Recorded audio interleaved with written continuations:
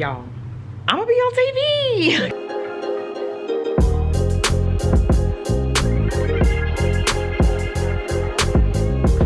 Your girl is going into the studio, Channel 13. This is like the first time that I'm actually going into a news channel studio. Now, let's talk about it.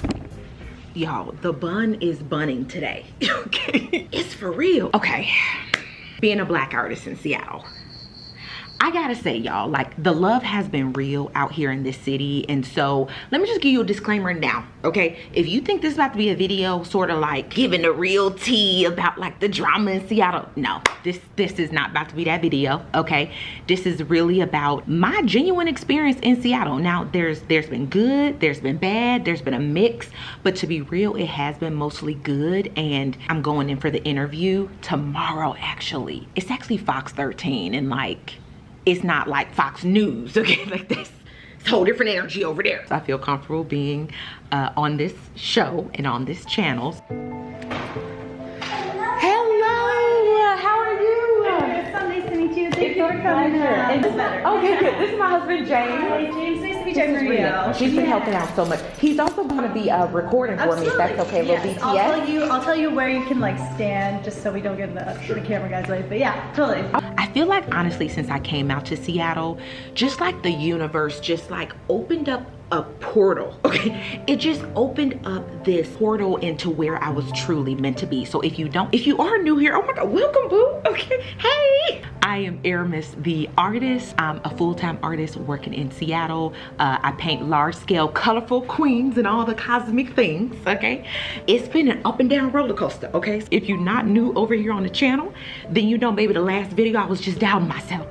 I go through the highs and the lows of life, but I feel like since I came out here to Seattle in 2013, about a decade ago, that's when I really started sharing my work publicly with the world. And the first time that I was on the news was, I think I had only been out here for like maybe 2 years or something, and I was on King 5 News. They came to my studio, did a story about me, and I was like, that was just amazing. And it's been different moments. I've been on Converge Media. I've been actually recently, Denver Channel 7 came out with Scripps News. When I was thinking of this story idea, I was thinking of, well, art's a form of resistance. And I wanted to get an artist's perspective on how the theme of resistance fits into your work. Yeah. What you would like people to reflect on as, you know, maybe they're starting their own educational journeys this month. Yeah. And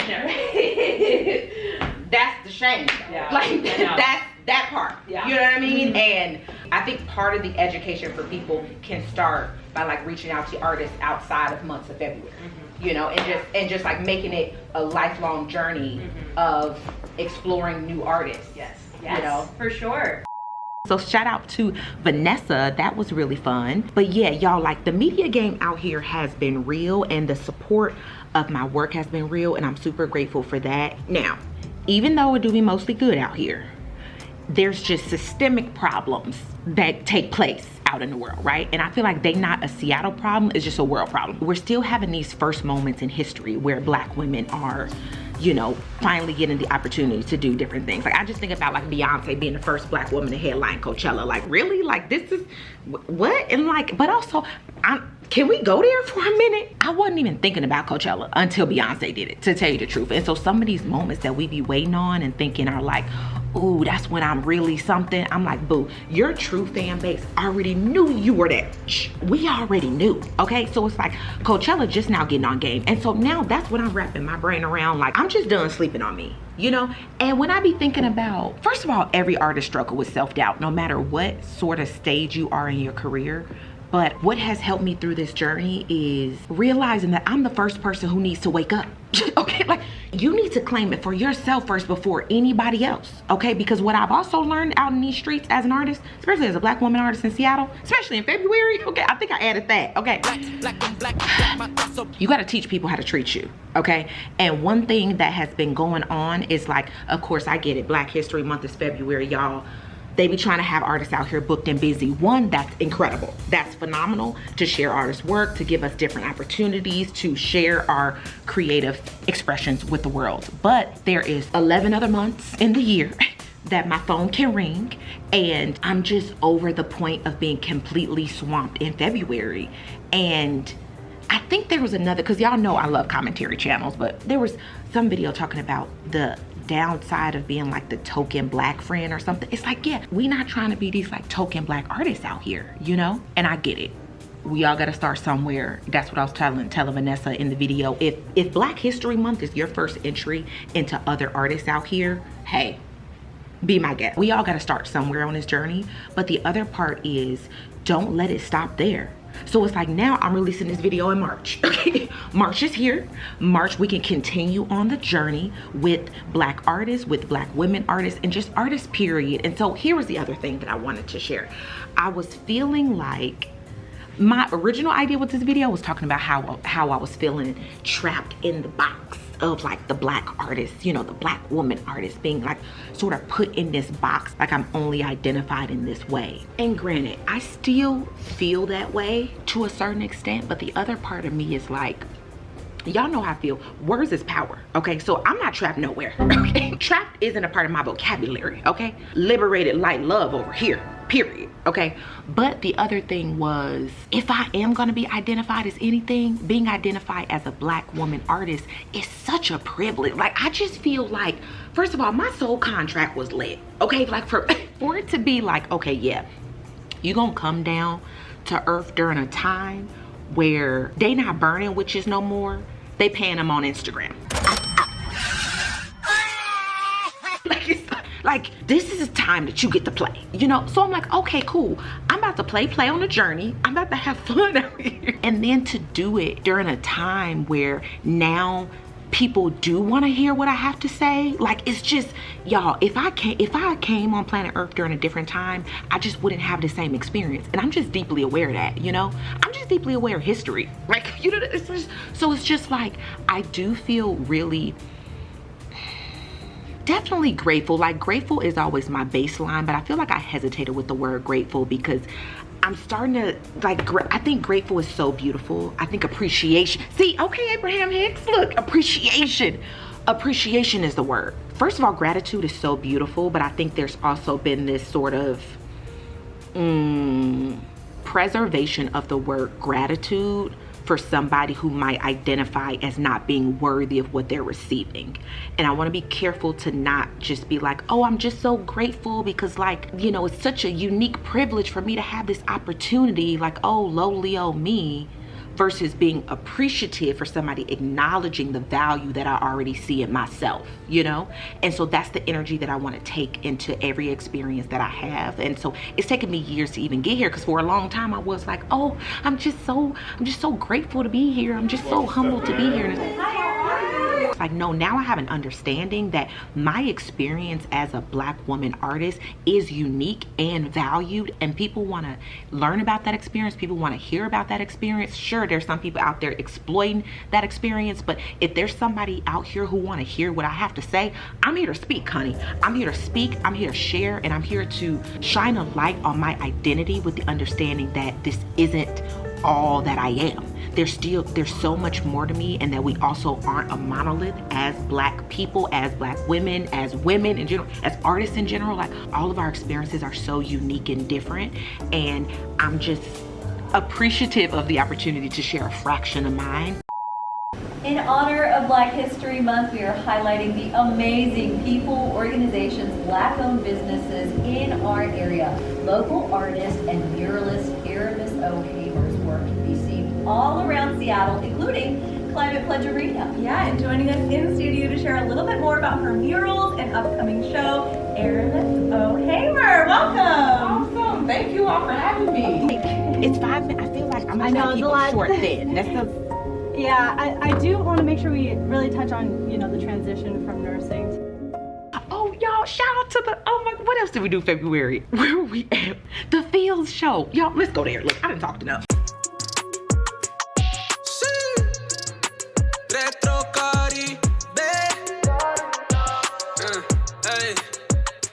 Mientras celebrando en tu cuarto, sabe agridulce como el impacto. Baby, it's a party. Put your drinks up. 2 shots to the heart now. Up, so we'll do it your way. Though I go put it because I'm faded.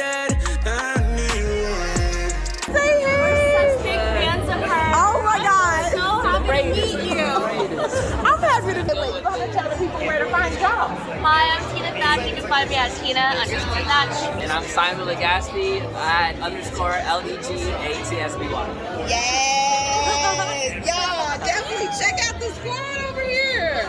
That was so much fun. It's like crazy seeing like subscribers in public. Like it's weird to even say subscribers. It was just so dope seeing everybody. Y'all, we did a panel, which was so cool. The audience got to ask questions and we got to share even more about our experience. I love, like, one of the attendees asked about affirmations.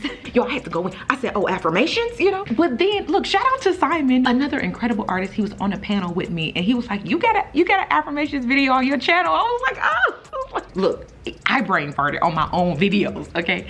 But yeah, if y'all want to check that out, we got the affirmations, y'all. So that was just like so dope, man. That was super fun during that show. And then like the Mopop show.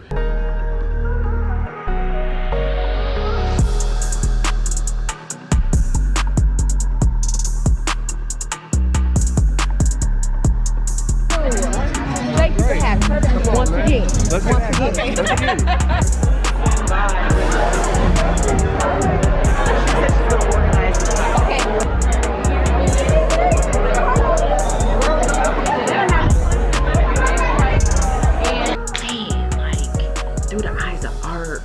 Y'all, that is such an incredible event, the Through the Eyes Art event. It was a 10-year anniversary of that art show. I think this is like my 4th or 5th year attending that event. I brought prints, I brought some of the greeting cards, I brought the enamel pens. Look, shout out to Jackie, okay? I had like 5 pens left on the table. She was like, you know what? I'm gonna just get all these, okay? Jackie came to the Sacred Circle celebration event. She had got a scarf then, she won a raffle, like so many different things, y'all. If y'all are new around here, the best place to know about all these events is definitely getting on a newsletter, okay? That's where you can get all the details, aohamer.com/blog. I do blogcast episodes too, where I talk about different events and just share and expand more outside of my YouTube videos, because if you haven't noticed by now, I'm a talker, okay?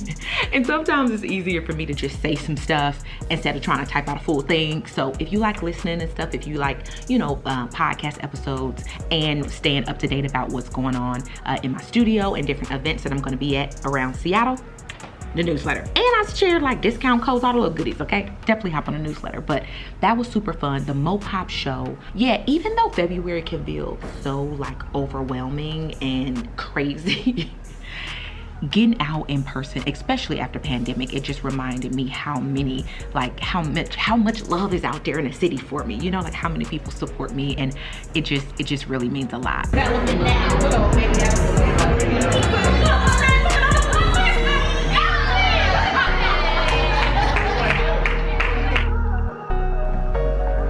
First of all, don't judge my life because I'm not judging yours, okay? The studio's a mess.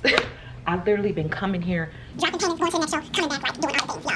actually really excited, y'all. This summer in June, my birthday month, I'm gonna be displaying my work at MoHi. I think I shared this with y'all before, but if this is your first time hearing about it, I'm gonna be having a group exhibition at MoHi, which is the Museum of History and Industry out here in Seattle. I got that right, okay? Usually I always mess that up. Super special painting is gonna be up at that show, and they are also gonna let us have some merch in the shop, which is really nice. And y'all know your girl is, even though I'm like a professional studio artist, your girl still believe in merch, and she still believe in diversifying the income streams and making different options available for people if they wanna collect my work. So I'm letting y'all know here, because I know that there's quite a few of my patrons who watch my YouTube videos, that when I do have my show up in June, I'm gonna release a limited edition hand-signed print of the painting that's gonna be up at that show. It's a pretty historic show. It's the 25th year anniversary of the Nettie Award, and I got the chance to win the award back in 2019. That was a $25,000 grant that completely changed my life. Like, it literally afforded me the opportunity to be in a bigger studio and to create these large scale paintings, which have been like now a staple of my portfolio. And so yes, I'm super excited about that. So y'all get like a little bit of the tea, okay? I'm gonna drop all those details in the newsletter. And actually, if you have been on this journey with me for a while, then you might already know. I'm gonna give you a little hint of the painting that is gonna be up at the show. It was up at a previous show at the Bellevue Art Museum, thanks to the curation of Tarika Waters. Okay, first up, let's talk about Tarika, okay? Because Tarika is my girl, and I feel like I've gotten so many opportunities out here in Seattle as a Black woman artist because of Tarika, and I think that that goes to show that when you do have Black women in positions of power, of decision-making powers, curation power, that's when it opens up the door for the artists behind them to come through. You know what I mean? Because when you think about history, yeah, the people who were in those decision-making powers, the people who were gallery owners, the people who were art curators, art directors I say old, they were old, but maybe they were young at a point. Clearly they were young at a point. Were just older white men, right? And so now to see just different changes taking place where Black women are artists as well as art curators, art instructors, are working with these large scale art institutions and thinking about their art peers and art friends and, you know, and like emerging artists like me, those opportunities have been made available because of Tarika. And so I'm just super grateful for her. And so the other curator who came to my studio during a studio visit, I think I vlogged that too. I'll link that vlog when Nagara came. Nagara is another incredible Black woman. And so she saw this painting and she, you know, she was here, she was seeing my work. She was like, cool, cool, cool. And she saw this piece. She was like, this is the one. And it really tells the story of the Black woman's experience connected to certain things. I ain't gonna, look, let me not spill the tea. Let me not tell you too much. But yes, but it just goes to show, like, sometimes it's not about somebody's story not being important. It's about somebody who might be in a similar position who understands the story and sees value in the story, and now it becomes a part of the collective narrative. But when it's been so long where somebody's story, specifically Black women, have been definitely marginalized, but like there's just certain buzzwords that I'm like, yeah, I think we just hear them so much. It's like, let's choose some more specific words so that we can have like a better understanding. When somebody's experience is literally devalued, you know, and when I think about different things that like Black women go through, they've just historically have been shrugged off as like, oh, that's an angry Black woman. Oh, she's complaining. Oh, this isn't a real issue. That's just like her own issue. But then when a white woman says the same thing that a Black woman has been saying for years, now it becomes something serious and relevant. And so that can be the frustrating part. The other layer to it is realizing that these aren't only uniquely Black women experiences. A lot of them are women experiences. Majority of them are human experiences, you know? And if we look at the sort of woman aspect of it, we could be like, oh, well, those are like women's issues. Yeah, that's 50% of the population. Like, what, are we literally gonna ignore just half of the entire world, you know? And so there's layers to that too, right, y'all? Like the systematic generational ancestral traumas. It's real. It's like these are all relevant issues for the humankind. I think a lot of the stuff that goes on just reminds me of like how binary our conversations can be. It's like Black or white, you know, lack or abundance. I always be thinking about those are my thing, because it's just like, it's a similar conversation that takes place whenever people are talking about Black Lives Matter. It's like, well, it's like, okay, obviously, okay, this is the focus, and it's not taking away anything from, I think there was a really great TikTok to talk about that, like the burning house or something. It's like, yeah, your house is important too, but your house isn't burning. Like, their house is burnt. Like, you know what I mean? But I think there's been a lot of people who've spoken extensively on that and has done quite a better job than me. Y'all, look, can we talk about it? I've been at war with a thorny bush in the backyard. Okay, I'll tell you about that in another vlog. Yeah, y'all, just for me personally, I just feel like there's more than enough to go around. Like, that's literally one of my affirmations. There's more than enough to go around. Like, this world is just so abundant. Like, when I think about we got fruit trees in the backyard, and I love them, y'all. We got apples and plums and grapes, and literally it's more than enough that we could even eat. Like, there's more than enough that you could even have. Like, literally everything on this planet creates an abundance of itself. That's how I truly feel. I know everybody can be on their own different journey and feel like, oh, where there can only be one. That's why I don't like conversations when it comes down to like so-and-so versus somebody else. Like, y'all, there can be more than one Black artist or Black musician or Black singer at the top. I think, honestly, let's go there. I think the first people who we really need to convince on that is ourselves. When a group of people have been systematically and strategically and psychologically abused for generations, there's a level of psyche that goes down from their kids' kids to their kids' kids' kids. And I feel like the most dangerous chains are the invisible ones. And I think as Black women, we have a lot of invisible chains in our mind that have been placed there by this entire institutional system. And that's not by accident. But what's not gonna be by accident is me breaking them bitches. We about to get real intentional. We about to get real strategic. And I refuse to perpetuate a narrative that it is anything less than an honor to be in the body of this Black woman that I housed during this life experience. And I want every piece, every creating that I bring into this life to be a reiteration of that idea, to break the invisible chains of our mind, and specifically my unique experience. Definitely being a Black woman artist has its ups and downs. There's good and bad to every situation, but for me, I am just more than grateful and appreciative for every experience, opportunity, person, place that I get to go, people I get to meet. Like, it's truly amazing. And when I think about my past life of working as a nurse, nothing compares to what I'm doing now. And so this is what my journey has been like. If you would like to be on a journey with me and continue, I invite you to subscribe and follow me on the journey. I'm clearly exhausted. I'll see y'all next week. Peace out. You and me.